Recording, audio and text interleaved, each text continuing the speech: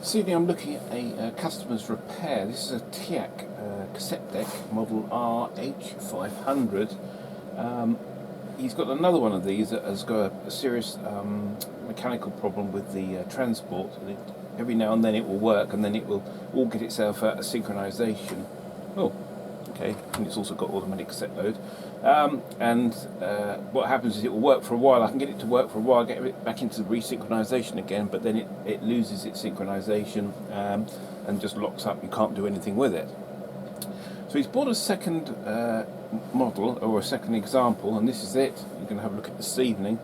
Now this was sold as, from what I understand, a spares or repair, and initially it wouldn't unload the cassette, and then the chap who had it before managed to get the cassette unloaded, and now we're not sure if it works or not. I've just put a cassette in here just ready to demonstrate to you, and it's actually already swallowed the cassette, so that's fair enough, as long as it's going to spit it out afterwards. So for those who don't understand cassette machines, there are different types of mechanism for transporting the tape in and out. A lot of them you will use the main capstan motor to servo all the transport. You pull the heads in and things like that. The later ones are actually done with a sort of like a solenoid, but this one is, as you saw just there, was the top loader sort of design, or front loader I suppose. But it does actually load in on the top, as you'll see in a minute, and that's wound in by a belt and a sort of like a transport system that transports it down into the position where the heads can get to it, sort of thing. Now it's loaded that in no problem, so there's obviously no problem there. So I suppose as it's loaded, we could try play to see what it does. Now this will be the first test to see what's going on with this thing and have any clue what might be the problem. Parts of these are unobtainium. The service manuals are extremely scarce, and I think the only one that on eBay is like the price of a new cassette deck, which is ridiculous. Okay, so let's have a look. We'll press play and see what happens. Okay, play light comes on, and it goes straight off again. Now, turn the heat off so you can hear this a bit easier. What you should hear when you hear press play, you should hear the clunk of the heads being moved up towards the tape, and all the transport being aligned to play the tape, and that doesn't happen. You get just the initial clunk, and you can hear it. I know you can hear that. Let me get you a bit nearer. Let's get down, and you can hear the system labouring. Let me try again so you can hear that. Now that to me sounds like a slipping belt. That's the classic sign of a slipping belt. Try it and rewind. Okay, so the play transport's not working. Now, if I'm right, if that is a slipping belt, it should still work in rewind and fast forward. So should we try that? Doesn't work in that mode. And it doesn't work in that mode. So, okay, it might not be a slipping belt. It might be something a bit more sinister. I hope it isn't. So, alright, let's get the top off it, have a look and see what's going on. Okay, so we can see here that it's loaded it into the transport correctly. It's in the right position. It's an auto-reverse deck, so we've got a left and right pinch roller. There's our tape head, which will flip round. The raised head is actually on the side of the tape head here. That's the record playback head. So press play, and nothing. Okay, and we've got no rewind either, or a reverse direction. Nothing works.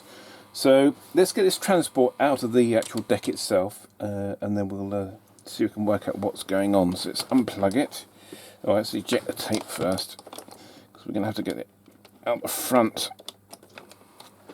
For some reason it's got one of these horrible 2-pin European plugs on it, which is a bit annoying.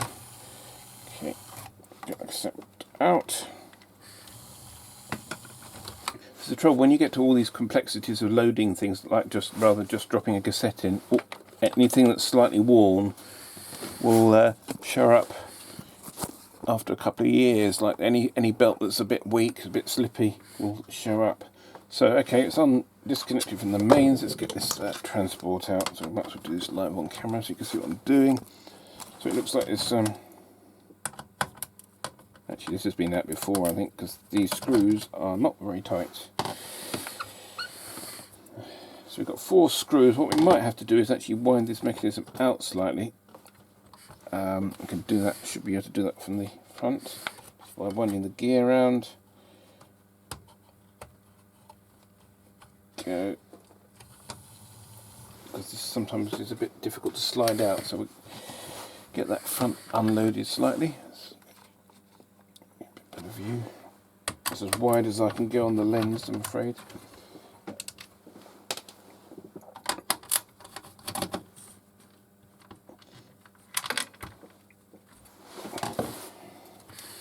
Right, that's what we've got to disconnect.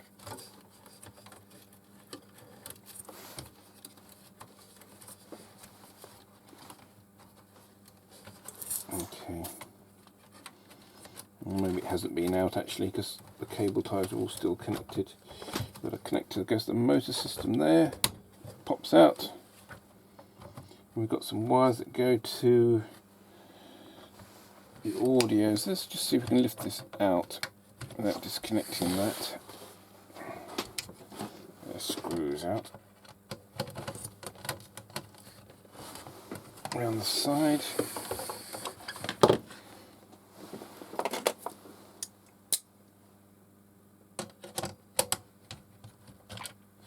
And got some little plastic inserts that hold the transport off the deck slightly. So obviously miscalculated the size somewhere. Okay, oh, there we go. Ah, that'll do it. The belt's come off. Right, the next question is, has the belt come off because the belt's too loose or has something jammed up? Okay, so what we've got to do now is we've got to put this belt back on. I suppose the thing to do is try this belt, see what happens. More than likely this belt is actually worn out. So where are we? We've got to go around this pulley here, and it's going to just drag on this one here. Alright, let's get that back on properly. That's it, yep, okay. So it feels okay. It is loose, but it's not super loose. Alright, so what I'm going to do is I'm going to rest it back in position, and we'll have another go and see what it does. Now, find these little standoff things that I've got to put back on. It's a real pain, these little things, because it's obviously the deck is just slightly too low and it obviously fouls the front panel. But it's just a couple of little shims that have been fitted. So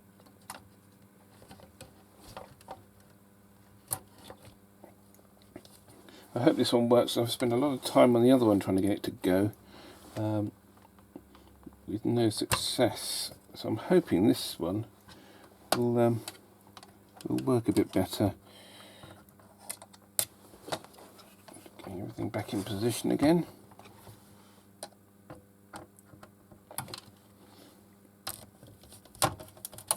That's it. Okay, one of the shims has come out. Okay, let me get this back in properly and then we'll give it a go. Right, I've got the belt back on.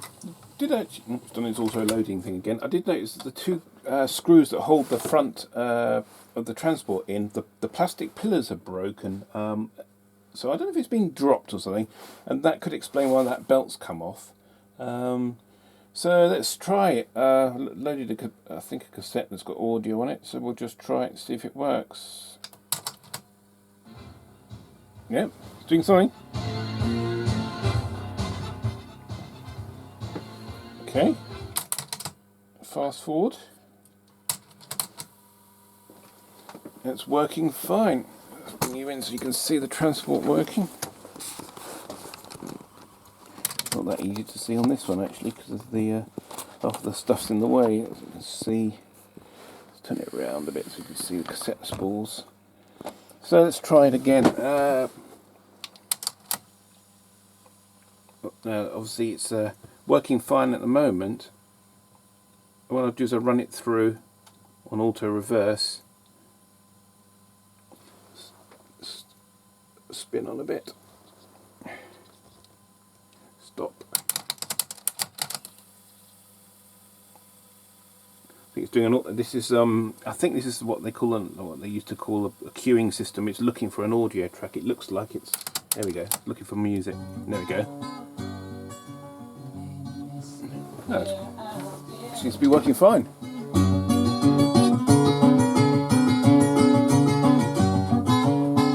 It sounds nice actually. So that's working. I don't know if Dolby noise reduction is on or not on this recording, but this deck's got Dolby B and Dolby C noise reduction. Seems to be working at the moment fine. So that was a very easy fix. Unfortunately, the other one that I worked on has obviously got more complicated problems than this one has. But yeah, this one's working okay at the moment. So leave it. Oh, and I think you heard that hiss and buzz was actually because my mains connection's rubbish. Let's try another mains connector, because I've got one of these shaving sockets. I think it's just be interesting if it can recover from that, because it was in mid-transport. It wouldn't have finished its cycle properly, so it was in play, and I turned the power off, or the power went off, so it should be able to recover from this. Let's try play. Yes, it did. So that's promising. The only thing is with this one, the display is a little bit dim. So it's obviously been left on for long periods of time. You see some of the segments are brighter than others. It's not so obvious in the camera. It actually looks fine in the camera, but this display is fairly dim. I better stop now because I'm going to get a ton of copyright strikes. So the next step will be normal service for a cassette player. Clean the tape heads, clean the path, demagnetize the path, and then we'll box it back up. And I'll leave it playing, as I say, and see if it performs okay. Right, I've done a video on demagnetizing tapes before, and I've got some mixed comments about them. One of the reasons that people didn't like my previous video was because I demagnetized the heads with the machine on. There is no problem at all with doing that, but I'm not going to do it again because I've got so many slatings over it. The only problem it could possibly cause is it runs the amplifier into a saturation point, which is just the same as clipping, so it's not going to cause any problem at all. So what we're going to do is we're going to do it by the textbook process of demagnetizing the heads. So this is what we do. Here is our tape head demagnetizer. Basically it's a coil of wire connected straight to the mains with a 50 hertz, obviously 50 hertz flux on it, so it's changing state every 50 seconds. It's going from positive to negative, so it's going, the tip of this is going north to south very quickly. This is also known as a defluxer. This is a lovely ferrograph one I use. It's got a little button on the back to energize it, and basically I put some insulation tape or some heat shrink over the tip of the probe to avoid it scratching the heads. You shouldn't actually have to come in contact with the heads, but it's nice to get as close as you can as possible. So what I'm going to do is I'm going to eject the tape, because it will actually damage the tape, and it will actually put a sort of like a 50 hertz hum on the tape. Tape's ejected. Put the machine back. Close the drawer. Okay, I'm going to turn the power off and disconnect it from the mains, and then all the whingers will be happy that I've done it properly. And let's just get you up a bit so you can see what's going on.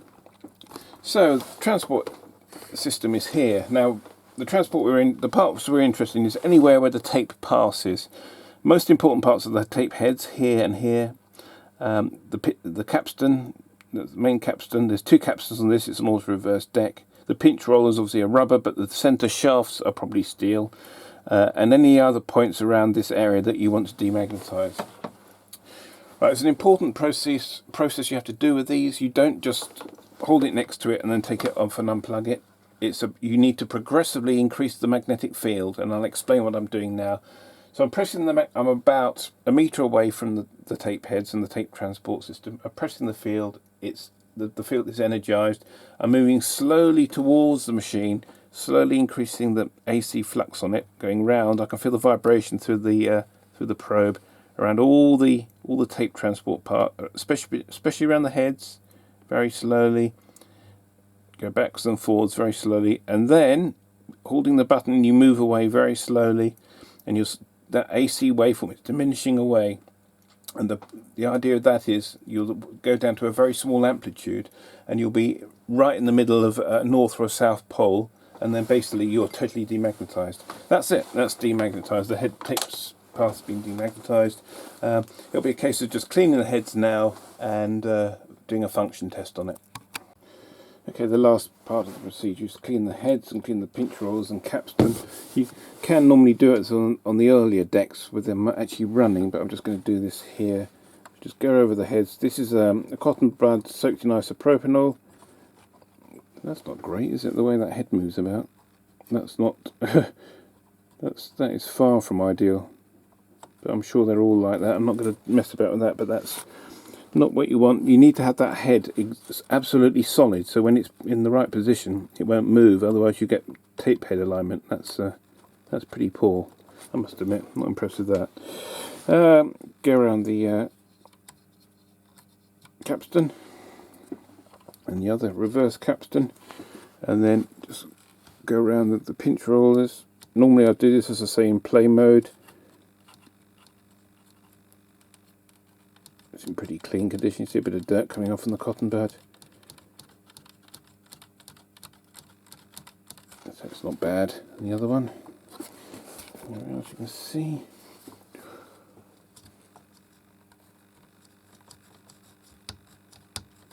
you'll always get a bit of black on the of the capstan anyway, because it's obviously rubber. There's a bit of shredding. The brown is what you're looking for, which is the oxide material. You see there's a bit of brown coming off there as well. But it's not bad, pretty clean. So we'll finish off with just cleaning those off, get any of my fingerprints off them. So that's good, and let's get this thing back together.